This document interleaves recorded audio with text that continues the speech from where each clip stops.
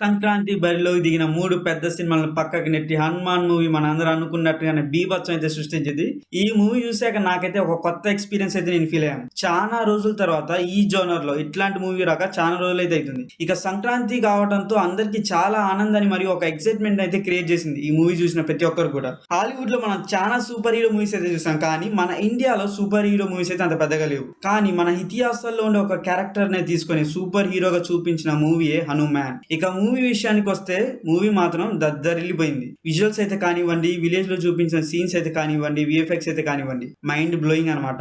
ఇంత తక్కువ బడ్జెట్ లో ఇట్లాంటి విజువల్స్ చూపించడం ముందుగా director Prashanth cinematic universe create చేసిన ప్రశాంత్ అయితే మనం అందరం అయితే హ్యాట్స్ ఆఫ్ అయితే చెప్పాలి. ప్రతి క్యారెక్టర్ నుండి కూడా కామెడీ అయితే జనరేట్ చేశారు డైరెక్టర్. హీరోయిన్ వాళ్ళ అక్క మధ్య ఉన్న బాండ్ తో ఎమోషన్ అయితే క్రియేట్ చేయగలిగారు డైరెక్టర్. ఆ క్యారెక్టర్ కి పూర్తిగా 100% న్యాయం అయితే చేశాడు. అండ్ తన యాక్టింగ్ కూడా మంచిగా అనిపిస్తుంది అందరికి. ఈ సినిమా చూసాక మీరందరూ ఒకటే అంటారు, జై శ్రీరామ్ అని.